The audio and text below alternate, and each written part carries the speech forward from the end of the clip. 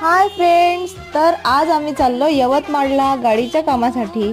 इथे पोहोचून आम्ही सगळ्यात पहिले बदाम दूध घेतलं, त्यानंतर MS-29 मध्ये मूवी बघायला गेलो। मूवी बघितल्यानंतर गाडीचं काम करून ताईच्या घरी गेलो, त्यानंतर जेवण केलं।